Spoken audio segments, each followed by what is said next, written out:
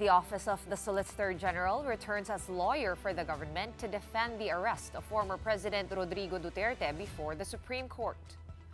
The High Tribunal allowed the re-entry of the OSG as state representative in the habeas corpus petitions filed by Duterte's children. The Dutertes are questioning the decision to surrender their patriarch to the International Criminal Court or ICC. Then Solgen Menardo Guevara opted out from the case, reiterating his stance that the ICC no longer holds jurisdiction when the Philippines withdrew from the court in 2019. Guevara served as Justice Secretary during the Duterte administration. His successor, Solicitor General Darlene Berberabe, said that the re-entry just shows that she is performing her function. Tinutupad din lamang po ng OSG ngayon yung mandato talaga na siya ang maging representative or siya ang maging counsel ng executive branch. But former presidential spokesman Salvador Panelo, who represents Duterte in this petition, is criticizing the OSG re-entering the case. Sa tingin ko kasi, dalawa lang yan eh. Either nasa likod ng Malacanang yung pagbaliktad ng Solgen or nagsisip-sip ang Solgen. Ang trabaho ng Solgen to represent the interests of the people, not of the administration or the ones holding power.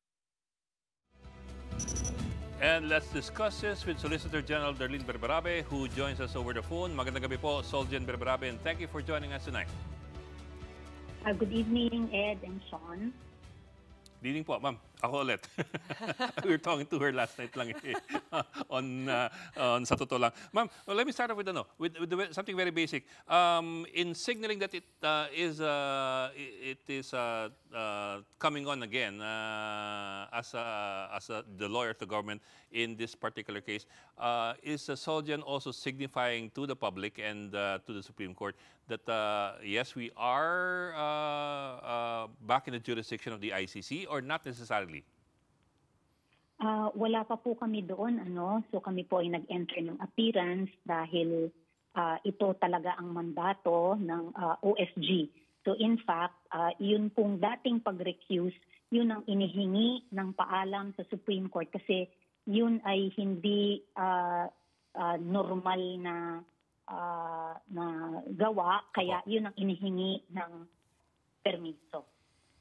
Pero ma'am, when you say wala pa kayo doon, what exactly do you mean by that? Does that mean that you're headed there? Opo. Kaya po wala pa kami doon sapagkat nung nag-enter kami ng appearance, wala pa pong sumasagot lamang kami, nagbigay kami ng comment dun sa manifestation na sinubmit ni Senator Bato. Opo. So, in fact, procedural lang po ang aming kinomentan.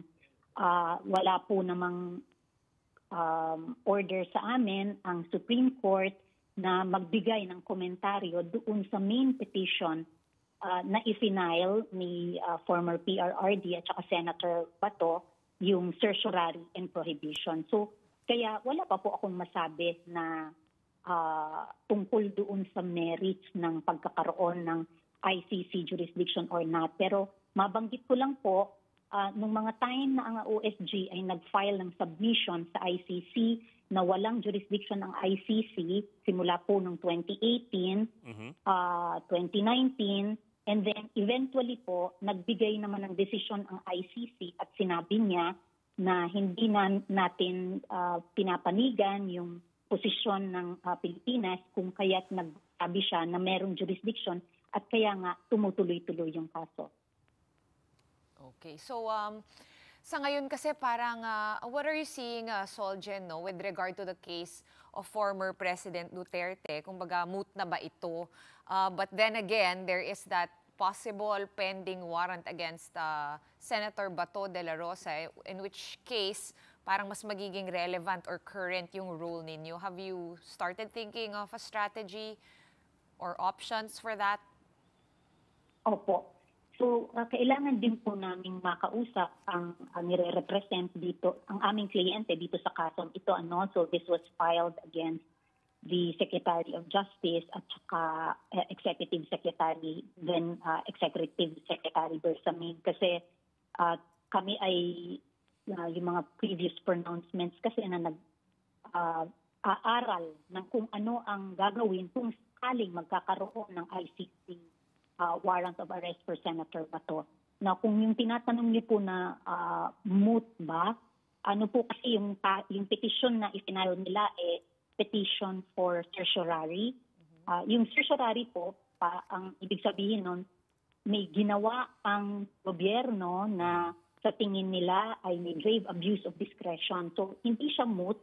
Kumbaga, lahat po tayo nag-iintay kung tama ba ang magiging ruling ba ng Supreme Court ay nagkaroon ng grave abuse of discretion itong mga respondents dito para magkaroon na rin po tayo ng once and for all guidance kung in future cases, di magkakaroon ng mga parameters kung sakaling nagkaroon ng grave abuse of discretion. Now, kung hindi naman po, then that could also be an input to the actions of our executive branch. Ma'am, I understand po what you mean when you say na nasa procedural aspect pa lang, wala pa tayo sa merits of the case. But on the other hand po, the fact that nung Marso nag-recuse at ngayon po nag-enter ng reappearance ang Soldier, doesn't that in effect put you in a very awkward position or awkward spot? Actually, it doesn't put you in a bind or a very vulnerable position kasi it would, of course, look like nagbago isip ng gobyerno.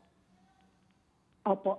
Ay hindi po ito nga ngayon lamang mangyayari. Meron pong mga cases before for good reasons, for compelling reasons, na nagkakaroon po ng pagpapalit ang posisyon. So, may tinatawag po tayong role kasi ng OS ng SOLGEN na Tribune of the People. Apo. So, minsan po, nasa Court of Appeals, merong conviction, tapos pagdating sa Supreme Court, biglang magti-Tribune of the People at sasabihin niya na hindi pala, acquittal. So, kaya po ito, malaking bagay din, nagsalita ang Supreme Court ngayong araw lamang na ito, pinapayagan niya. Walang ka-issue-issue na ginagrant niya na mag-re-enter ng appearance. So, hindi po ito parang ngayon lamang mangyayari.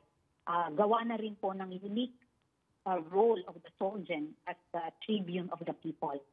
So even under po nung administration ni former President Duterte, meron din po noong mga kaso na nagkaroon ng reversal ang OSG.